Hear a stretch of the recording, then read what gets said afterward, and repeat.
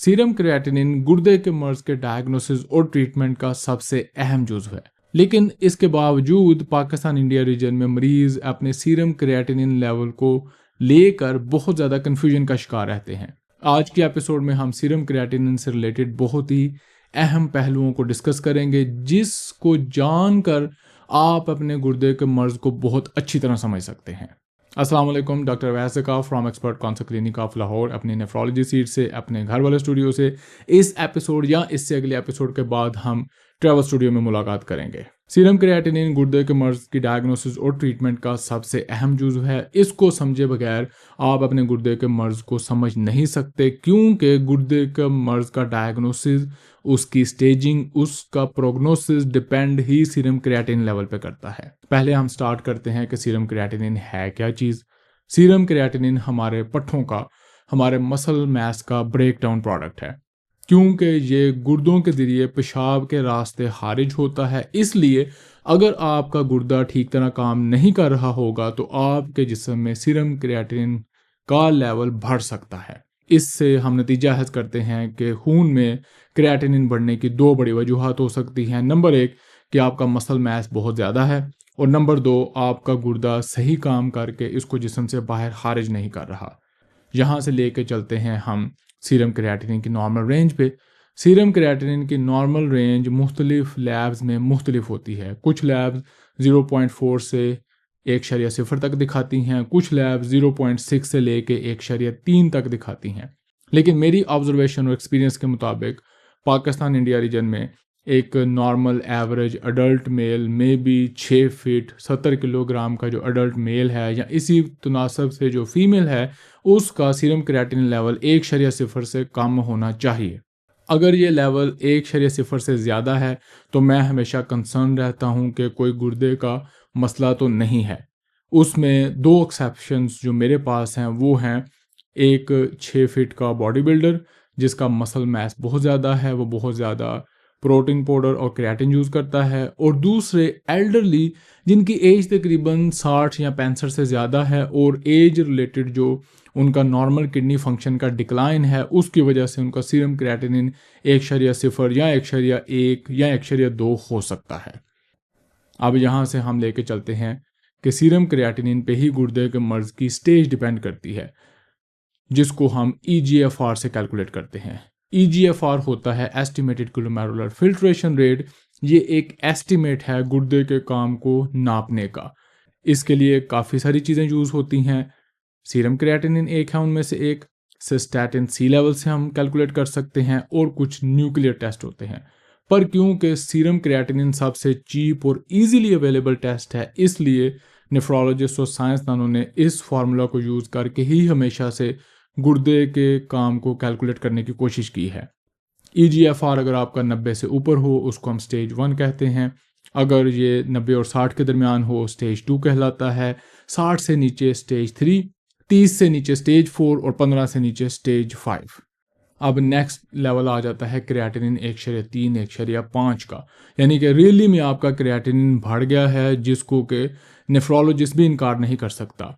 अक्सर होता यह है कि मरीज़ जब इस क्रिएटिनिन के साथ जाता है तो पहला जो रिएक्शन डॉक्टर या नेफ्रोलॉजिस्ट का होता है वो होता है कि आपको कुछ नहीं है, आप पानी ज़्यादा पिएं, प्रोटीन कम कर दें, वर्जिश ख़त्म कर दें। ये 3 हल हैं उनके पास पहली दफ़ा क्रिएटिनिन ज़्यादा देखने का।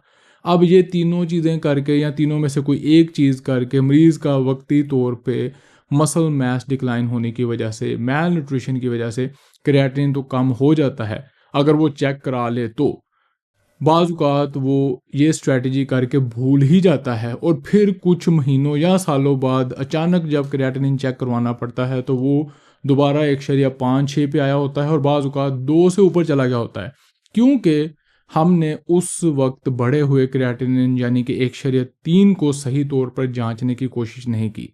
तो अगर आपका क्रिएटिनिन 1.0 से 1.1 से ज़्यादा है तो मैं आपको रिकमेंड करूंगा कि आपने लाजमी ढूंढने की कोशिश करनी है कि मुझे कोई गुर्दे का मसला तो नहीं है, या मुझे कोई ऐसा मसला तो नहीं है जो कि गुर्दे के काम में इंटरफेरेंस कर रहा है, जिसकी सबसे कॉमन हम जानने की कोशिश करेंगे मेटाबॉलिक सिंड्रोम, यानी कि आपकी जो ओवरऑल जनरल हेल्थ है उसमें तो कोई खराबी नहीं है, क्योंकि ये वजह बनती है गुर्दे के मर्ज की हर 100 में से 70% लोगों की। आपको डायबिटीज़ तो नहीं है, आपको ब्लड प्रेशर तो नहीं है, आपको मोटापा तो नहीं है, आप स्मोकिंग तो नहीं करते, आपका लाइफस्टाइल सेडेंटरी तो नहीं है, आप जंक फूड, प्रोसेस फूड में तो बहुत ज़्यादा इन्वॉल्व नहीं है, किसी नशे में जैसे कि पान, छालिया वगैरह या कोई पेन किलर्स हैं वो तो बहुत ज़्यादा यूज़ नहीं करते।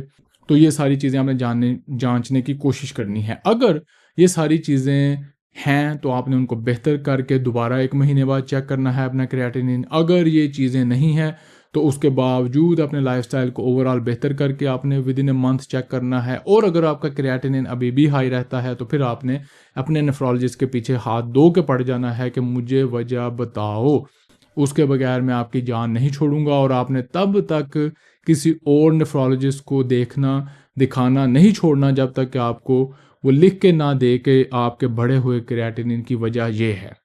अब बढ़े हुए क्रिएटिनिन के साथ एक अहम पहलू जो हम भूल जाते हैं वो है प्रोटीन। मरीज साल हर साल बढ़े हुए क्रिएटिनिन को कम करने की कोशिश करते रहते हैं, लेकिन ये जानने की कोशिश नहीं करते कि साथ प्रोटीन तो नहीं है, क्योंकि क्रिएटिनिन इट्सेल्फ इतना खतरनाक नहीं है जितना कि उसके साथ आने वाला प्रोटीन है। तो आपको अगर गुर्दे के मर्ज की कोई ऐसी वजह है जिसमें आपका क्रिएटिनिन के साथ यूरिन में प्रोटीन भी आ रहा है तो वो बहुत ही खतरनाक है।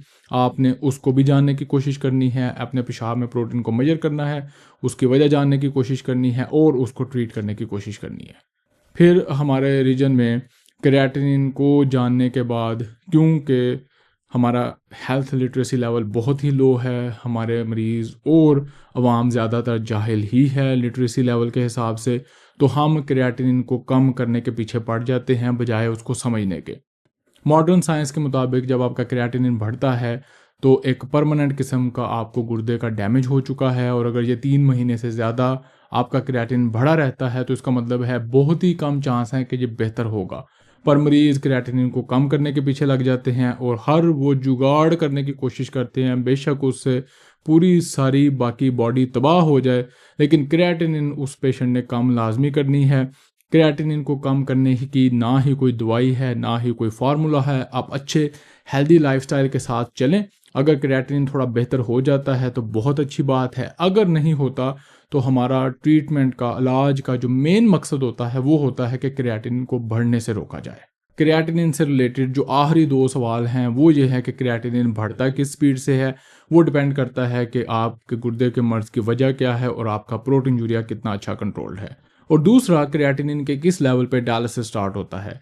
डायलिसिस क्रिएटिनिन के लेवल पे स्टार्ट नहीं होता। हाँ, क्रिएटिनिन बढ़ा हो, अगर आपकी स्टेज 5 हो, ईजीएफआर आपका 15 से कम हो, तो आपकी अलामात की बेसिस पे या आपके जो इलेक्ट्रोलाइट्स हैं, potassium, calcium, phosphorus, haemoglobin, PTH, उनकी बेस पे अगर वो बहुत ज़्यादा ख़राब हों तो हमें आइडिया होता है कि आपकी मेटाबॉलिक हेल्थ बहुत ही ख़राब है, हमें डायलिसिस स्टार्ट कर देना चाहिए। नहीं तो आपके बॉडी में ये जो टॉक्सिन्स इकट्ठे हो रहे हैं ये आपको ज़्यादा डैमेज कर सकते हैं।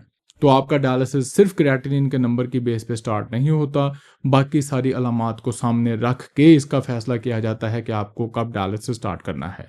एपिसोड को समराइज करते हैं कि क्रिएटिनिन का नॉर्मल लेवल 1.0 से कम होना चाहिए। अगर ये बढ़ा हुआ है तो आपने जानने की कोशिश करनी है कि आपको गुर्दे का मर्ज तो नहीं है, और वो मर्ज है तो क्या है। इसके साथ आपने ये जानने की कोशिश करनी है कि आपके पेशाब में प्रोटीन तो नहीं है, उसकी वजह जानने की कोशिश करनी है, उसको ट्रीट करने की कोशिश करनी है। गुर्दे के मर्ज की स्टेज क्रिएटिनिन के लेवल पे डिपेंड करती है और आपकी ट्रीटमेंट उस स्टेज पे डिपेंड करती है। कोई ऐसी दवाई या जुगाड़ नहीं है जिससे क्रिएटिनिन का लेवल कम हो, और क्रिएटिनिन के लेवल को मैनेज करने का असल मकसद होता है कि हमने इसको बढ़ने से रोकना है।